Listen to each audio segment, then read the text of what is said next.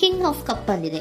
ನಮ್ಮ ಲವ್ ಲೈಫಿನ ವಿಚಾರದಲ್ಲಿ ಬ್ಯಾಲೆನ್ಸ್ ಅನ್ನ ಮಾಡಬೇಕು ಅನ್ನುವಂತಹ ಆಲೋಚನೆಯಲ್ಲಿರುವಂತಹದ್ದು ನಿಮಗೆ ರೆಪ್ರೆಸೆಂಟ್ ಆಗ್ತಾ ಇದೆ. ಎಮೋಷನಲ್ ಆಗಿ ನೀವು ತುಂಬಾ ಯೋಚನೆಯನ್ನ ಮಾಡ್ತಾ ಇರುವಂತಹದ್ದು, ಒಂದು ಬ್ಯಾಲೆನ್ಸ್ ಇರಬೇಕು, ಒಂದು ರೀತಿಯ ಸ್ಟೇಬಲ್ ಆಗಿರ್ಬೇಕು ನನ್ನ ಲವ್ ಲೈಫು ಅನ್ನುವಂತಹ ಆಲೋಚನೆಯನ್ನ ಮಾಡ್ತಾ ಇರುವಂತಹದ್ದು ರೆಪ್ರೆಸೆಂಟ್ ಆಗ್ತಾ ಇದೆ. ರೀಡಿಂಗ್ ಅನ್ನ ಶುರು ಮಾಡೋಣವಾ? ಓಕೆ. ಇನ್ ಪಾಸ್ಟ್ ಅಲ್ಲಿ ನಾನು ಇವಾಗ ರೀಡಿಂಗ್ ಅನ್ನ ತಗೋತಾ ಇರೋದು ಯಾವ್ದು ಗೊತ್ತಾ? ಸೊ ಪಾಸ್ಟ್ ನ ಬಗ್ಗೆ ಮತ್ತೆ ನಿಮ್ಮ ಲವ್ ಲೈಫಿನ ಪಾಸ್ಟಿನ ಬಗ್ಗೆ, ಅಟ್ ಪ್ರೆಸೆಂಟಿನ ಬಗ್ಗೆ, ಹಾಗೇನೆ ಇಮಿಡಿಯೇಟ್ ಫ್ಯೂಚರಿನ ಬಗ್ಗೆ ನಾನು ರೀಡಿಂಗ್ ಅನ್ನ ತಗೋತಾ ಇರೋದು. ಓಕೆನಾ? So bottom of the duck ಅಲ್ಲಿ ಏನಿತ್ತು? So bottom of the duck ನಿಮ್ಗೆ ಏನ್ ಬಂದಿತ್ತು? ಭಾವನಾತ್ಮಕವಾಗಿ ಯೋಚನೆ ಮಾಡುವಂತಹದ್ದು, ಒಂದು ರೀತಿಯ ಸ್ಟೇಬಲ್ ಆಗಿ ಇರಬೇಕು, ಬ್ಯಾಲೆನ್ಸ್ ಅನ್ನ ಮಾಡಬೇಕು ನಮ್ಮ ಲವ್ ಲೈಫಿನಲ್ಲಿ ಅನ್ನುವಂತಹ ಆಲೋಚನೆಯನ್ನ ಮಾಡ್ತಾ ಇರುವಂತಹದ್ದು ಕಿಂಗ್ ಆಫ್ ಕಪ್ಸ್ ನಿಮ್ಮ ಬಾಟಮ್ ಆಫ್ ದ ಡಕ್ ಅಲ್ಲಿ ಬಂದಿತ್ತು. ಆದ್ರೆ ನಿಮ್ಮ ಪಾಸ್ಟ್ ನಲ್ಲಿ ಏನಾಗಿತ್ತು? ಸೊ ನೀವು ಬಹಳಷ್ಟು ಯೋಚನೆ ಮಾಡಿನೇ, ನಿಮ್ಮ ಅಂತರಾತ್ಮದ ಮಾತನ್ನ ಕೇಳಿಯೇ ನೀವು ಬಹಳಷ್ಟು ಯೋಚನೆಯನ್ನ ಮಾಡಿ ನೀವು ಕೆಲವೊಂದು ಪ್ರಪೋಸಲ್ ಗಳನ್ನ ಮಾಡಿರೋ, ನಿಮ್ಮ ಲವ್ ಲೈಫಿನ ವಿಚಾರದಲ್ಲಿ ಕೆಲವೊಂದು ಪ್ರಪೋಸಲ್ ಗಳನ್ನ ಮಾಡಿರುವಂತಹದ್ದು ಅಥವಾ ಪ್ರಪೋಸಲ್ ಗಳನ್ನ ನೀವು ಸ್ವೀಕರಿಸಿರುವಂತಹದ್ದು. ಓಕೆನಾ? ಸೊ ಎಮೋಷನಲ್ ಆಗಿ ಏನಾಗಿತ್ತು? ನೀವಿಬ್ರು ಸಮಾಧಾನವಾಗಿ ಇದ್ರಿ, ಸಾಮರಸ್ಯದಿಂದ ಇರ್ತಿತ್ತು, ಮತ್ತೆ ಲವ್ ಲೈಫಿನ ವಿಚಾರದಲ್ಲಿ ಒಂದು ಫುಲ್ಫಿಲ್ಮೆಂಟ್ ಇರ್ತಿತ್ತು. ಹೌದಾ?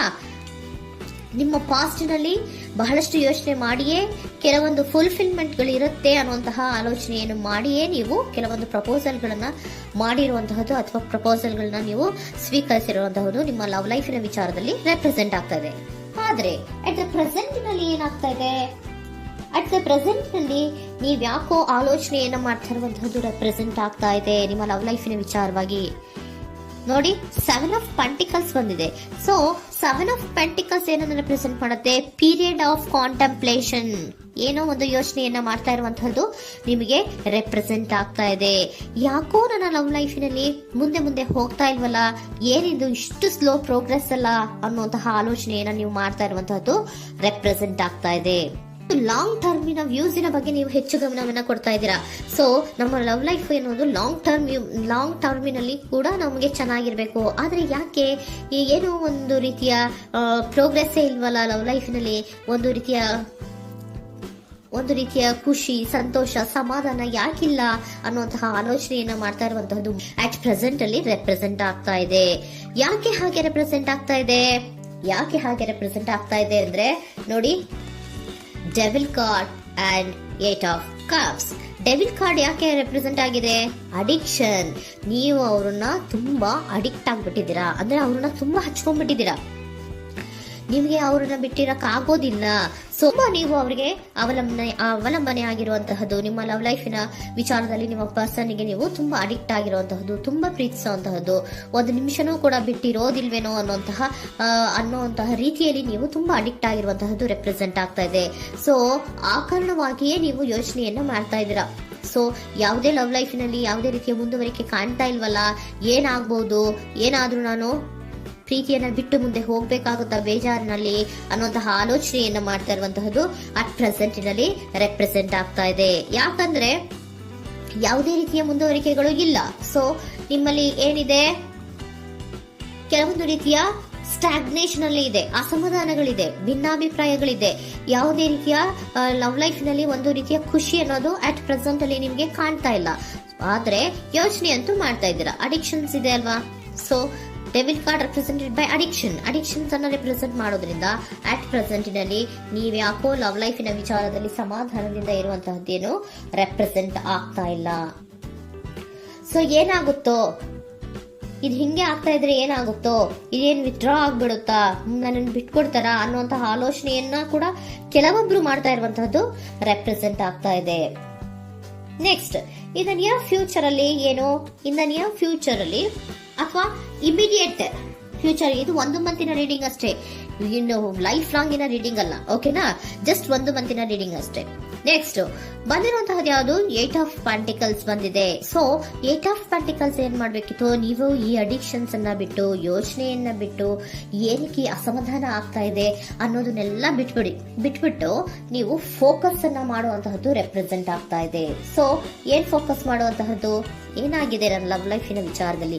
ಎಲ್ಲ ಚೆನ್ನಾಗೇ ಇತ್ತಲ್ಲ ನೋಡಿ, ಪಾಸ್ಟ್ನಲ್ಲಿ ನಿಮಗೆ ಚೆನ್ನಾಗೇ ಇತ್ತಲ್ಲ, ಯೋಚನೆ ಮಾಡಿನೇ ತಾನೇ ನೀವು ಲವ್ ಲೈಫಿನಲ್ಲಿ ಪ್ರಪೋಸಲ್ಗಳನ್ನ ಸ್ವೀಕರಿಸಿದ್ದು, ಮತ್ತೆ ಅಲ್ಲಿ ಫುಲ್ಫಿಲ್ಮೆಂಟ್ ಇರುತ್ತೆ ಅಂತ ತಾನೇ ನೀವು ಸಮಾಧಾನವಾಗಿ ಪ್ರಪೋಸಲ್ಗಳನ್ನ ಸ್ವೀಕಾರ ಮಾಡಿದ್ದು. ಆದ್ರೆ ಪ್ರೆಸೆಂಟಿನಲ್ಲಿ ಕೆಲವೊಂದು ರೀತಿಯ ಭಿನ್ನಾಭಿಪ್ರಾಯಗಳು, ಕೆಲವೊಂದು ರೀತಿಯ ಅಡಿಕ್ಷನ್ಗಳು, ಕೆಲವೊಂದು ರೀತಿಯ ಯೋಚನೆಯನ್ನ ಮಾಡ್ತಾ ಇರುವಂತಹದ್ದು ರೆಪ್ರೆಸೆಂಟ್ ಆಗ್ತಾ ಇದೆ. ಅಟ್ ಪ್ರೆಸೆಂಟಿನಲ್ಲಿ ನೀವೇನು ಸಮಾಧಾನವಾಗಿ ಲವ್ ಲೈಫಿನಲ್ಲಿ ಇಲ್ಲದೆ ಇರುವಂತಹದ್ದು ರೆಪ್ರೆಸೆಂಟ್ ಆಗ್ತಾ ಇದೆ. ಆದ್ರೆ ಇಮಿಡಿಯೇಟ್ ಫ್ಯೂಚರಿನಲ್ಲಿ ಏನಾಗ್ತಾ ಇದೆ, 8 ಆಫ್ ಪ್ಯಾಂಟಿಕಲ್ಸ್ ಬಂದಿದೆ. ಸೊ 8 ಆಫ್ ಪ್ಯಾಂಟಿಕಲ್ಸ್ ಏನನ್ನ ರೆಪ್ರೆಸೆಂಟ್ ಮಾಡುತ್ತೆ? ಓಕೆ, ನೀವೇನ್ ಮಾಡ್ತಾ ಇದ್ದೀರಾ, ಬಹಳಷ್ಟು ಫೋಕಸ್ ಅನ್ನ ನಿಮ್ಮ ಲವ್ ಲೈಫಿನ ವಿಚಾರದಲ್ಲಿ ಮಾಡ್ತಾ ಇರುವಂತಹದ್ದು. ಏನ್ ಮಾಡ್ಬೇಕು, ಯಾಕಿಷ್ಟು ಭಿನ್ನಾಭಿಪ್ರಾಯಗಳು ಬರ್ತಾ ಇದೆ ಅನ್ನೋದ್ರ ಬಗ್ಗೆ ನೀವು ಯೋಚನೆಯನ್ನ ಮಾಡ್ತಾ ಇರುವಂತಹದ್ದು ರೆಪ್ರೆಸೆಂಟ್ ಆಗ್ತಾ ಇದೆ. ನೋಡಿ, ಅದರ ಬಗ್ಗೆ ಹಾರ್ಡ್ ವರ್ಕ್ ಅನ್ನ, ಲವ್ ಲೈಫಿನ ವಿಚಾರವಾಗಿ ಸ್ವಲ್ಪ ಹಾರ್ಡ್ ವರ್ಕ್ ಅನ್ನ ಮಾಡ್ತಾ ಇರುವಂತಹದ್ದು ರೆಪ್ರೆಸೆಂಟ್ ಆಗ್ತಾ ಇದೆ.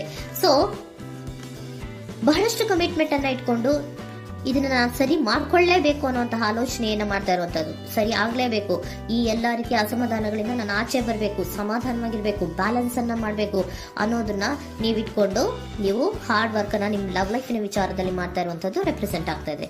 ನೆಕ್ಸ್ಟ್ ಕಾರ್ಡ್ ಕೂಡ ನಿಮ್ಗೆ ಕಿಂಗ್ ಆಫ್ ಸೋರ್ಟ್ಸ್ ಬಂದಿದೆ. ಸೊ ಕಿಂಗ್ ಆಫ್ ಸೋರ್ಟ್ಸ್ ಏನನ್ನ ರೆಪ್ರೆಸೆಂಟ್ ಮಾಡುತ್ತೆ?